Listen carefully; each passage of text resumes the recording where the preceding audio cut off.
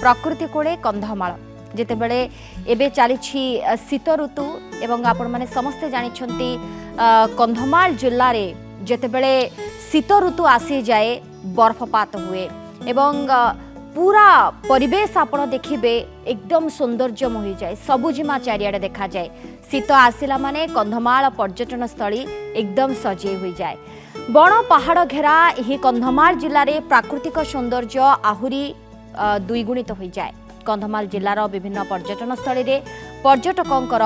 भिड़ जमे एवं शीत छुईले कंधमाल जिलार पर्यटन स्थली प्रकृति ऐश्वर्य रे भरी हो जाए ये पूरा आकाश मार्गरू पूरा दृश्य कैद होईछि ड्रोन कैमेरा सहायता रे पूरा कंधमाल जिला देखंतु केते सुंदर देखा जाउछि एवं प्रकृतिर ये कोଳରେ समस्ते आसी बसवाक चाहती देखा चाहती एवं ये सौंदर्य को उपभोग करने को चाहती शीत आसिले पूरा सजे हो जाए कंधमाल जिला सबुजिमा सकाळर सूर्यर सुनेली किरण समस्तंकर मन मोहि थाए एवं सकाळु सकाळु पर्यटक हुंतु किंबा स्थानीय बासिंदा सकाळर शीतर मजा नेबाकू आसंती प्रातः भ्रमण करने सहित सूर्यर प्रथम किरण को जेमिति अपेक्षा करि रही थांती एवं ये व्यस्त बहुल जीवन रु टिके समय काढ़ी दे जंगल पहाड़ घेरा कंधमाल जिलार प्रकृतिर सौंदर्य को उपभोग करने को धाई आसंती बाहर पर्यटक माने एवं हजि जाती यही सुंदर परिवेश भितर आ ये सुंदर सबुजिमारे कवि मध्य भाव विहल हो जाती परिवेश को देखी अनेक कविता सेमानंक लेखनी बाहरी आसे कारण प्रकृतिर कोले कंधमाल शीत आसिले आपण देखिबे कंधमालर सौंदर्य आहुरी दुईगुणित हो जाए एवं पत्र फूलरे काकर बुंदा बुंदा पड़िबा एवं बरफपात हेबा आ ये दृश्य को उपभोग करबा पाई समस्ते धाई आसंती केवल शीत ऋतु रे ये पर्यटन स्थली गुडी को बुलिबा पाई एवं विभिन्न कटेजर मध्य व्यवस्था होता है अधिक आम आलोचना करबा आम सहित लाइव रे जोड़ी होती रिपोर्टर सुनील विश्वाल अच्छा सुनील केमती देखती परिवेश वर्तमान जेहेतु संध्या 6टा हेबा को बसिलाणी एवं ये समय रे शीत पड़िबा आरंभ हो जाए एवं यार मजा मध्य नियंती फुलबाणीवासी देखु कंधमाल कथा जदि उठे केतबेले आपण जानिबे जे प्रकृतिर सौंदर्य भरपूरा सबुज सुंदर होती कंधमाल आज ये कंधमाल जिला को जदि ओडिशा कथा आम कहवा पुरी पर बर्तमान लोकंर पसंद रही कंधमाल कहीं पसंद तार गोटे कारण हूँ प्रकृतिर कंधमाल बा सुंदर कंधमाल आपड़ जदि केवे संध्यारे कि भोर कंधमाल को देखती कि कंधमाल परिवेश देखती आप विभोर हो उठे कहीं कंधमाल जो परिवेश रही सुस्थ वायु सुस्थ सहर एवं लोक जो रही आदिवासी बहुल जिला जेहेतु आदिवासी मान रही ताकर जो रही स्नेह रही ये सब को कई भूलंतनी पर्यटक जहाँ फल कंधमाल जिला को नवेम्बर आसीगले नवेम्बर डिसेम्बर जनवरी फेब्रुआरी ये पर्यटन 4 मास भिड़ जमी थाए कारण खाली सिर्फ गोटे कथा जे एटी जो सबुज सुंदर कंधमाल रही परिवेश रही जहाँ कंधमाल सुस्थ वातावरण रही देखा छुट्टी आसती बहुत दूर दूर आप देखिए सुदूर कलिकतारू मैक्सिमम अधिकांश लोक बर्तमान कंधमाल मुआ रही कहीं ओनली परिवेश से आम सागर किसी कवि रही किसी लोक रही कथा कौन रही कंधमाल परिवेश कहीं पर्यटकों सुख छुटे यही 4 मास जे रही आम सागर कौन कहे आप कवि भाषा कंधमाल को आप केमी देखुन पूर्वघाट पर्वतमालार जदि हिडेन ट्रेजरी आम कहवा से कंधमाल पूर्वघाट पर्वतमालार सबुठु सुंदरतम स्थान हूँ कंधमाल कंधमाल विशेषकर ओडिशार गोटे माल अंचल कंधमाल हूँ ओडिशार एमितिया गोटे अंचल एटा ओडिशार केन्द्र अंचल अवस्थित मध्य भागरे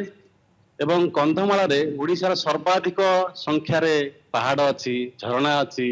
जलप्रपात अच्छी ये पर्यटन अच्छी एठी कंधमाल जलवायु ओडिशार सबुठु सुंदरतम जलवायु एवं कंधमाल पहाड़ रे जंगल रे एते प्रकार माने औषधीय गछ अच्छी औषधीय वृक्ष गछलता अच्छी एवं ताहार माने प्रभाव एते जुक्तात्मक बा एते भल प्रभाव माने लोक मान ऊपर पड़े तेणुक कंधमाल को प्रकृतिर राणी बोली कह जाए आ कंधमाल राशि राशि पहाड़ आपण सहर उपकंठ को चलीगला माने आपण खाली जंगल रे हजिଯିबे ଶାଳ ଜଙ୍ଗଲ ରାଶି ରାଶି ପାହାଡ଼ ଘଞ୍ଚ ଶାଳ ସବୁଜ ବନାନୀ କୁଳୁକୁଳୁ ଝରଣା ଏଠିକାର ପାହାଡ଼ ପ୍ରକୃତି ପର୍ଯ୍ୟଟକକୁ ନିଜ ଆଡ଼କୁ ଆକୃଷ୍ଟ କରିଥାଏ। କବିଙ୍କ ଭାଷାରେ ଆପଣ କଣ କହିବେ?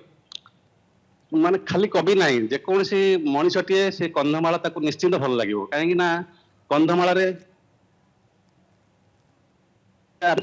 ପାଇବା ଏଇ କନ୍ଧମାଳର ଯୋଉ ଜଳବାୟୁ ଆଉ ପବନ, ଏ ପବନ କେବଳ ଅମ୍ଳଜାନ ହିଁ ଅମ୍ଳଜାନ, ସଫା ଅମ୍ଳଜାନ ପାଇବା ଆମେ। କଣ କହିବେ ଆପଣ ଏଇ କନ୍ଧମାଳ ପରିବେଶକୁ ନେଇ? କନ୍ଧମାଳ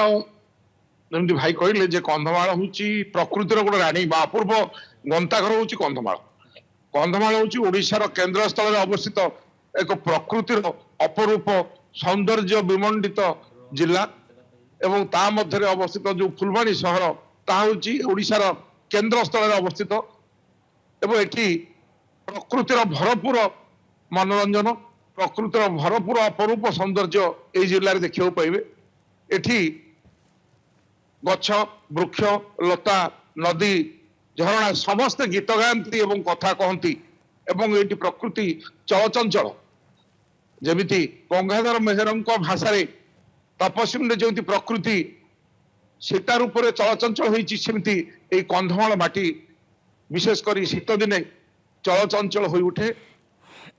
ଏଇ ଚଞ୍ଚଳତା ଭିତରେ ଏଠିକାର ଯୋଉ